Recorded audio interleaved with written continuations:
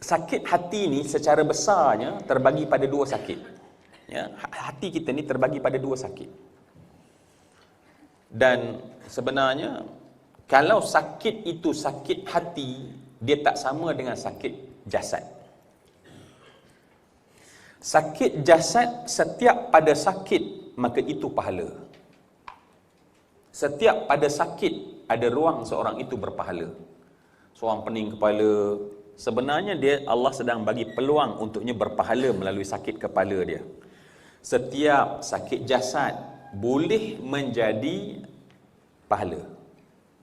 Pahala yang berterusan.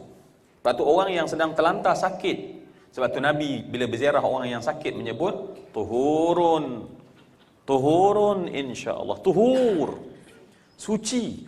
Maknanya setiap saat kesakitan itu kafarah, maknanya adalah sebaik-baik benda yang menghapuskan dosa-dosa yang kita menadah tangan belum tentu dihapuskan dosa. Tetapi bila kita sakit, seseorang itu sakit, maka kesakitan itu, tetapi sakit apa tu? Sakit jasad. Kalau sakit hati bukan mendapat maghfirah, tetapi mendapat kutukan, benci, murka Allah. Jadi sebab tu ya Allah, bila kita cerita tentang sakit hati, maka sebab tu sakit hati itu terbagi pada dua. Kalau kita nak pecahkan dia, kita gunakan mikroskop, maka kita dapati ada dua, ya. Yang satu namanya daripada sakit yang namanya syahwah. Yang kedua namanya syubhah.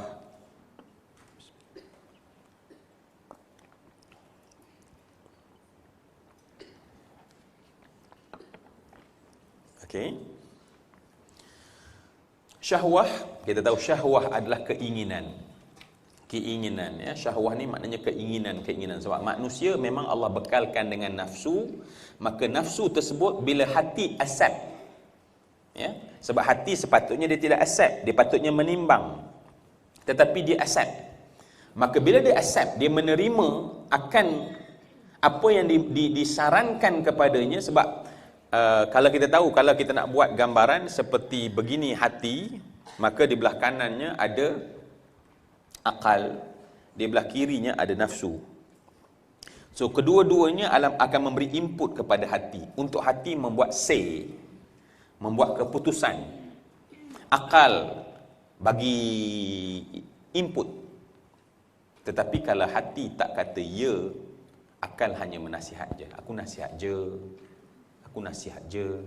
Macam itulah kita, ya. Selalu orang nasihat kita baik-baik, ya. Tapi terpulang kat kita nak buat atau tidak. Begitu akal dalam diri. Dan nafsu juga memberi input. Oh, nak ni dia nafsu lebih simple sebab dia nak. Dan bila dia nak, lawannya apa dia? Tak nak. Aku nak tidur, lawannya tak nak belajar. Simple. Ya, aku nak tidur, tak nak tahajud. Tu hati, simple. Hati sangat simple. Oh, akal kena dalil. Kalau kita tahajud, Allah berfirman dalam Al-Quran, wa minal laili fatahajjad bihi nafilatan laka asa ayyab'athaka rabbuka maqaman mahmuda. Tetapi yang ni nafsu kata apa dia? Nak rehat. Tak nak tahajud. Ni tahajudlah biasa siapa menang. Apa yang accept? Apa yang hati kita accept? Once hati kita accept yang syahwah, memang kebanyakan daripada penyakit hati disebabkan oleh syahwah. Ini syahwah. Dan daripadanya lah, ya. Hati kata aku nak banyak duit. Ini contoh. Aku nak banyak duit. Tiba-tiba nafsu pula tengok ada orang banyak duit. Apa nafsu? Ni dialog nafsu dalam diri. Apa nafsu kata? Tak guna punya orang tu. Kan? Maka daripada nak duit tersebut, tengok orang banyak duit, terbit satu penyakit namanya hasad dalam hati. Once apabila hati menerima bahawa, oh, kenapa orang tu banyak duit, patutnya aku banyak duit, maka bagus harta dia habis dapat kat aku, ya. minta maaf ni agaknya skrip saya ni agak macam filem Indonesia sikit. Dia memang sangat clear. Tetapi nafsu dicakap sangat kabur. Tetapi saya cakap bagi jelas, ya, sebab cerita Indonesia kan kalau sinetron tu clear sangat. Kalau jahat tu, ya Allah, muka jahatnya ketara, masya-Allah, ya. Cakap seorang pun jahat, ya. Nak ceritanya apa dia? Nafsu begitu. Nafsu begitu. So bila kita accept, maka lahir hasad, maka lahirlah dengki, lahirlah dendam. Semua itu disebut apa dia? Marad. Maradun, sakit. Ini satu juzuk sakit yang ada dalam hati manusia. Ya.